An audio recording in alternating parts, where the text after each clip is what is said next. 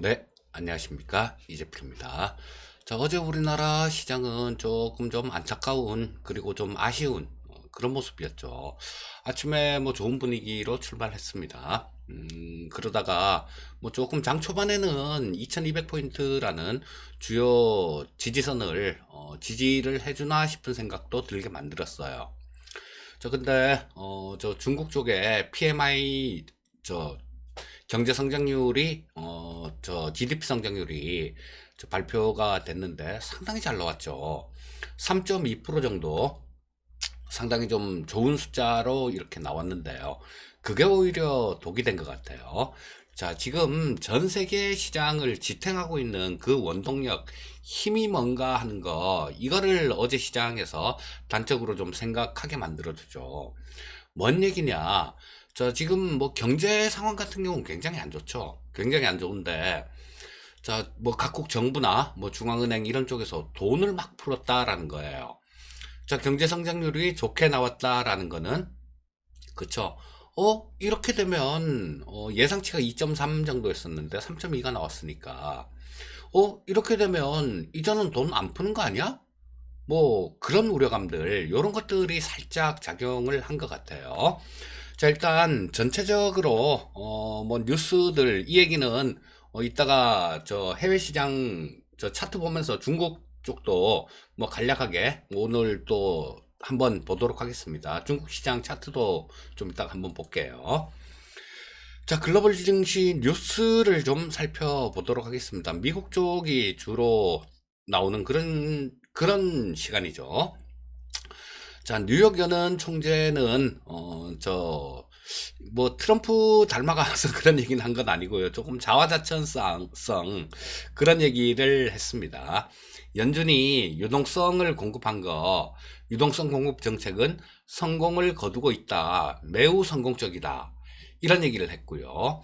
그러면서 자, 정부 쪽에다가 우리는 이렇게 해서 성공적인데 니들이 이제 뭘 좀 해야 돼. 이런 얘기죠. 자, 후속 재정 부양책이 필요하다라는 그런 얘기를 했습니다. 자, 그리고 블랙스톤 쪽에서는 2022년은 돼야 코로나 이전에 경제 수준을 회복할 수 있을 것이다. 뭐 이런 얘기를 했고요. 자, 그 다음에 저 넷플릭스가 오늘 조금 좀 그 화두가 되는 그런 모습이죠. 자, 넷플릭스 같은 경우는 뭐 장중에는 괜찮은 흐름이 나왔습니다. 근데 저 미국 시장 장 끝나고 난 다음에 실적 발표를 했는데요. 뭐 실적치는 그렇게 나쁘지 않게 나왔어요. 괜찮게 나왔는데 시간외 거래에서 이 향후 전망들, 향후 가이던스, 자, 요런 쪽을 조금 좀 안 좋게 발표를 하면서 시간외 거래에서는 뭐 아까 보니까 뭐 9% 정도 그 정도 빠지는 모습이었는데요. 자, 요런 부분들은 미국 시장에는 반영이 안 된 부분이겠죠. 자, 그리고 뭐 폼페이오가 요거 뭐 어제 아침에도 잠깐 어제 아침에 예, 말씀드렸던 그런 얘기긴 한데요. 자, 트럼프가 어떤 진전이 있어야 저 북미 정상회담을 뭐 할 것이다라는 그런 얘기를 했습니다. 자, 어제 나온 뉴스가 오늘 또 나오고 있네요. 자, 그리고 지금 저 미국 시장 쪽이 장중에 한때는 좀 더 뭐 안 좋은 그런 모습이 나오기도 했었어요. 자, 근데 뭐 미국 의회에서 지금 좀 전에 제가 뉴욕 연 총재가 뭐 재정 저 부양이 필요하다 이런 얘기를 했다라고 말씀드렸는데, 자, 미국 의회 쪽에서도 저 이 재정 정책에 대해서 부양 정책에 대해서 조금 시사를 하는 모습이었어요. 자, 그리고 그 러시아 쪽 이 공산 국가들이 문제예요, 이거. 중국도 그렇고 저 러시아도 그렇고요. 자, 뭐 전 세계 코로나 백신에 대해서 그 자료를 탈취를 하려고 시도를 했다. 해킹을 했다라는 얘기죠. 해킹 시도를 했다라는 얘기입니다. 참 진짜 도둑놈들이죠. 이런 도둑놈들이 없는 거죠. 저 뭐 기껏 임상 실험하고 뭐 엄청난 돈을 들여갖고 그렇게 하고 있는데 그걸 해킹해서 좀 뺏어가려고 뭐 그렇게 시도를 한다는 것 자체가 진짜 지탄받아 마땅한 그런 일이죠. 자, 그리고 해킹에 대한 뉴스가 또 하나 있습니다. 뭐 빌 게이츠, 오바마, 자, 이런 유명인들의 트위터 계정이 해킹이 됐다 그래요. 자, 그래서 저는 보안주 쪽은 항상 좀 관심을 갖고 있는 그런 사람인데요. 자, 이런 해킹 사건들 같은 경우는 뭐 계속 있을 그런 일들이에요. 자, 그래서 뭐 요런 것들이 움직일 때, 요런 뉴스들이 좀 있으면 보안주들이 좀 움직이는 경향이 있으니까 또 뭐 아침부터 쫙 올라갔을 때 그때 또 쫓아가라는 얘기는 아니고요. 항상 말씀드리지만 주식은 살만한 수준이 있고요. 또 너무 좀 이렇게 가버리면 위험 수준이 있습니다. 그 위험한 수준에서는 내게 아니구나 저거는 그러고 잡지 말아야 돼요. 자, 뭐 오늘 아침에 잘 보고 보안주들이 그렇게 많이 급등해서 나오거나 그러지 않는다라면 요런 쪽 같은 경우는 짧게 한번 관심을 가져봐도 되지 않나 싶은 생각이 듭니다. 자, 일단 글로벌 뉴스들 좀 살펴봤고요. 저거 증시 움직임들 좀 보도록 하겠습니다. 자, 중국 쪽이 4.5%나 빠졌어요 어제. 참, 예, 올라갈 때도 무식하게 올라가더니 빠질 때도 무식하게 빠집니다. 자, 그리고 뭐 저쪽 미국 쪽 같은 경우도 조금 안 좋았죠. 다우가 0.5% 정도 하락 마감했고요. S&P 500이 0.34% 정도 하락 마감. 나스닥이 0.73% 정도 하락 마감했고요. 필라델피아 반도체 지수는 0.4% 정도 하락 마감하는 모습이었습니다. 자, 그리고 유럽 시장 쪽 같은 경우도 대체로 좀 마이너스권이 나오는 그런 모습이었고요. 뭐 저쪽 저 독일이 0.4% 정도 하락 마감하는 모습이었습니다. 자, 나스닥 10분봉을 보면서 전체적으로 흐름 한번 짚어 보도록 하겠습니다. 자, 요게 나스닥 10분봉인데요. 자, 아침에 요 개파락 출발했죠. 뭐 이 개파락 같은 경우도 미국 증시 선물이나 아니면 아시아 쪽 시장 움직임들 이런 것들을 좀 봤다라면 오늘은 좀 빠져 시작하겠네 이런 생각을 할 수 있었을 거예요. 자, 빠져서 시작했다가 좀 요렇게 살짝 또 밀리는 모습이었죠. 뭐 그런데 뭐 저 미국 의회에서도 부양책들 시사하고 막 그런 뉴스들이 나오니까 뭐 이게 좀 이렇게 반등을 하면서 마감하는 그런 모습이었습니다. 자, 일봉 한번 볼게요. 일봉. 자, 보시면 뭐 나스닥 일봉 같은 경우는 나무랄 데 없어요. 뭐 안 좋은 그런 게 없습니다 그냥. 자, 계속해서 저 22평선 자체는 계속해서 우상향하고 있는 모습이고요. 주가는 그 위에서 잘 조정을 받고 있어요. 자, 주가가 빠진다고 하더라도 뭐 22평선에서 이렇게 지지를 받는 모습이 나온다든가 아니면 또 뭐 살짝 깨더라도 이 22평선 추세 자체가 위쪽으로 향해 가고 있기 때문에 살짝 깨더라도 뭐 금방 다시 반등이 나오면서 이 추세에 복귀를 하는 모습입니다. 여기서도 그랬고 여기서도 그랬고 자, 여기서도 그랬고 여기서도 그랬고 자, 그렇게 되면 이 뭐 미국 쪽 이런 쪽 시장은 어떻게 봐야 되겠습니까? 특히 나스닥 같은 경우는 이거를 결정적으로 깨서 뭐 이평선 자체가 방향이 좀 꺾이기 전까지는 긍정적으로 볼 필요가 있다라는 겁니다. 지금은 당연히 좀 위쪽으로 향해 가고 있으니까 그렇게 나쁘게 볼 이유가 없습니다. 자, 그리고 또 뭐 장 좀 흔들리면요. 의회에서 이제 또 부양책 나오겠죠. 폼페이오도 뭐 7월 말까지 부양책에 합의를 하겠다. 부양책 낼 수 있도록 하겠다. 이런 얘기를 했으니까 아마 그런 것들도 나오지 않겠습니까? 그렇게 되면 뭐 시장 좀 빠지면 그 돈들이 그 기대감들이 또 받치겠죠. 자, 중국 시장 한번 보겠습니다. 이 중국 시장이 참 정말 무식하게 빠졌어요. 자, 올라올 때도 이렇게 뭐 이거 개별 종목 작전주도 아니고요. 이렇게 올라왔다가 자, 빠질 때도 이렇게 빠지는 모습인데 어제 같은 경우는 오히려 이 GDP 성장률이 좀 예상치보다 훨씬 좋게 나왔는데 이게 독이 된 것 같아요. 자, 뭐 성장률 잘 나오면 정부에서 이 굳이 뭐 인플레이션 우려감들 돈이 많이 풀렸으면 지금 당장은 아니더라도 나중 얘기입니다. 인플레이션 얘기는.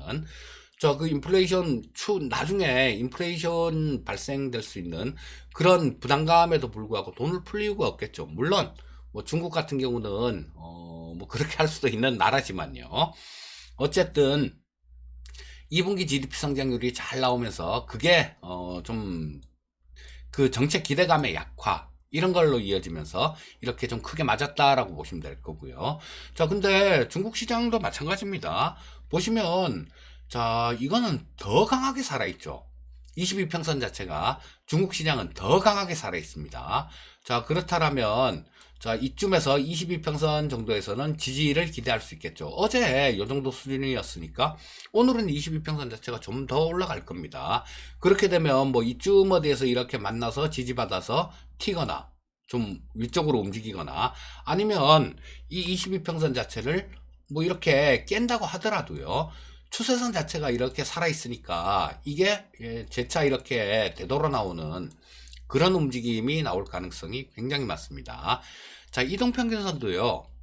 각자 주가는 어떻게 보면 되겠습니까? 주가를 이걸 캔들 차트로 안 놓고 그냥 선 차트로 놓고 본다라면요.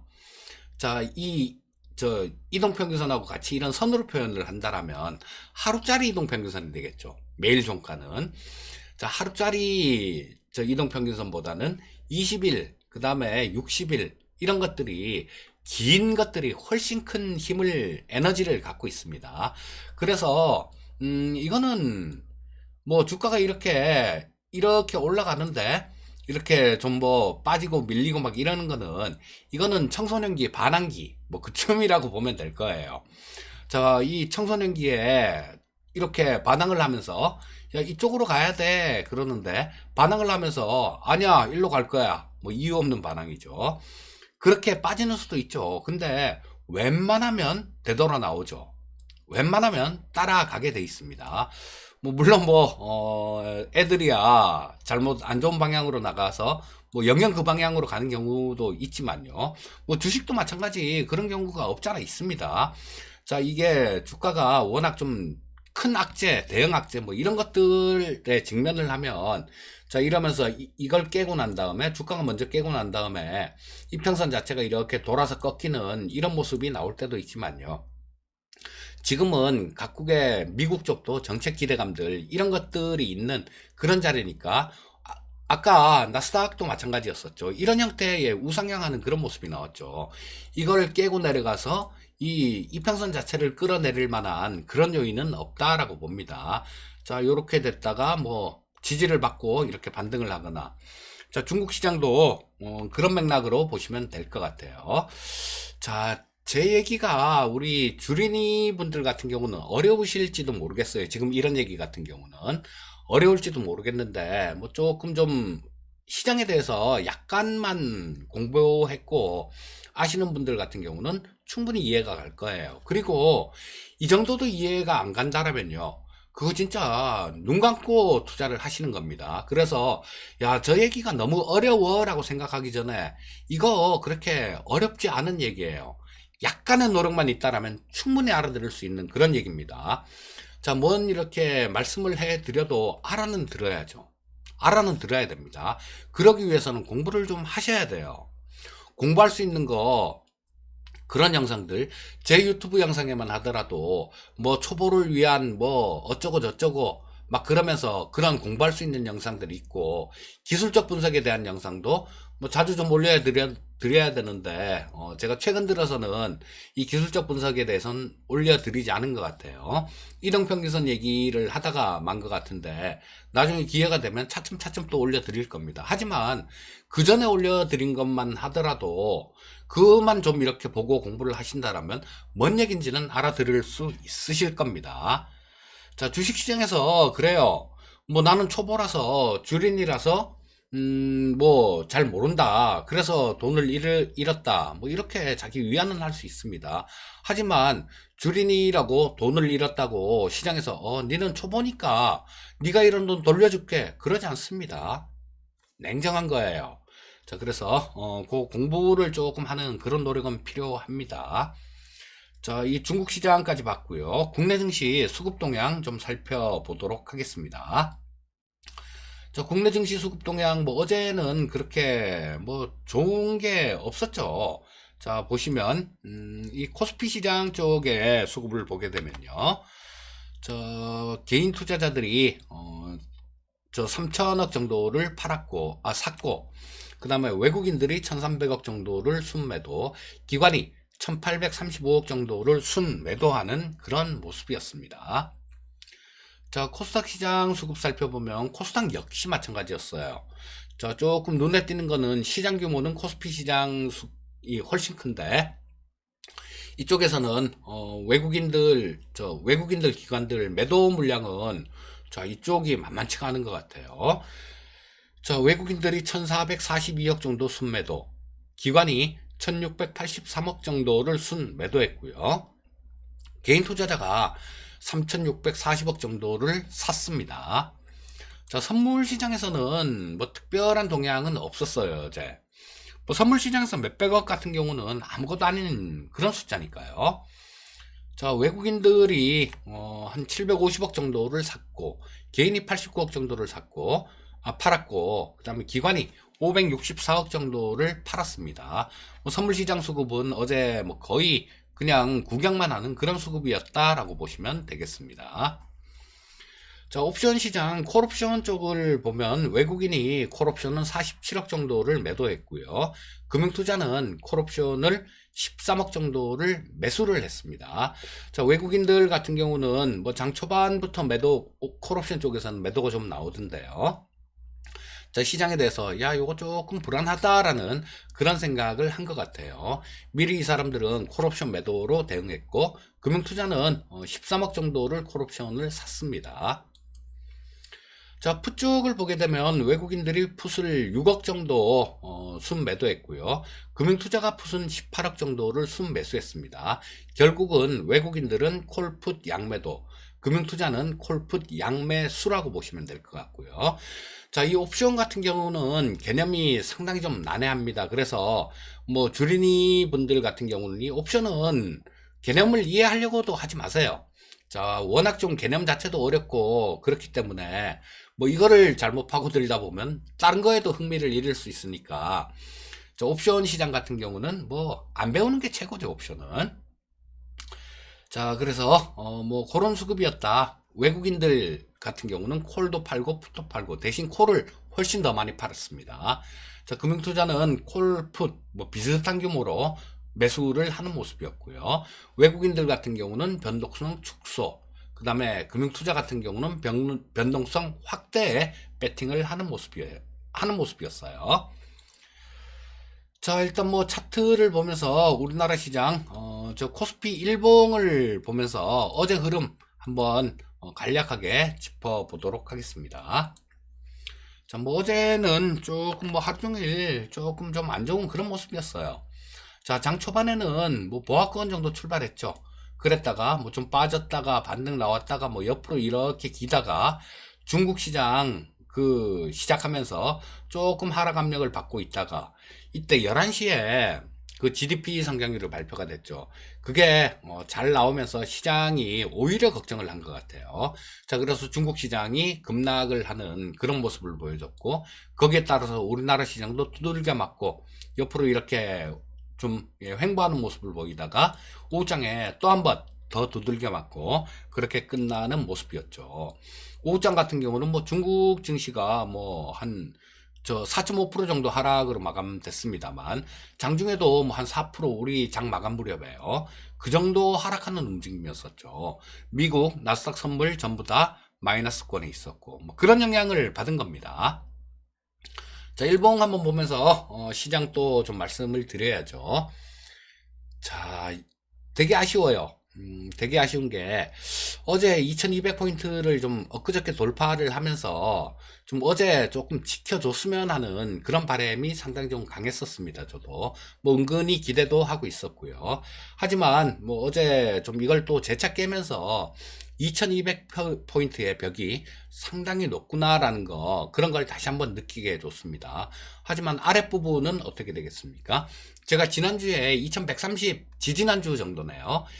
2130포인트 지지되면 이걸 안 깨면 계속 상승 추세 유효하다라고 보십시오 라는 말씀을 드렸는데요. 자, 지금 현재는 그때는 2130포인트 정도에 있었어요. 22평선 자체가. 지금은 한 2150포인트 정도에 있습니다. 마찬가지예요. 요걸 2150포인트라는 주가, 뭐 요거를 안 깨는 이상은 좀 긍정적으로 그렇게 보실 필요가 있으실 거고요. 자, 뭐 2150포인트라는 이 지지선 라인을 만약에 좀 깬다라면 뭐 조금요 고생을 시킬 가능성이 많겠죠. 자, 근데 그런 부분들은 염두에 두셔야 될 겁니다. 좀 있으면 미국 쪽에서, 정부 쪽에서 부양책이 나올 거예요. 자, 그렇다면 과연 이거를 깨고 내려갈 만한 그런 요인이 있을까라는 거, 뭐 그렇게 크게 많지는 않은 것 같습니다. 그래서 뭐 시장은 뭐 그렇게 방금 말씀드린 대로 2150포인트 정도를 기준으로 보시고, 위쪽으로는 지금 2200포인트가 상당히 좀 강한 그런 저항선 역할을 하고 있어요. 자, 요거를 좀 뚫어주고, 시원하게 뚫어주면 그때는 좀 되게 좋은 그런 모습도 기대할 수 있을 것 같은데, 지금은 좀 옆으로 이렇게 횡보를 하면서 뭐 오르고 빠지고 이런 모습이 나오면서 조금 고생을 시키는 모습입니다. 시간이 좀 많이 지났네요. 자, 오늘은 이 정도까지 하도록 하겠습니다. 자, 오늘도 성공 투자하시고요. 자, 저는 주말에 제가 영상을 하나 정도 또 올려드릴 계획이 있습니다. 그 영상도 좀 보시면 도움이 많이 되실 겁니다. 감사합니다.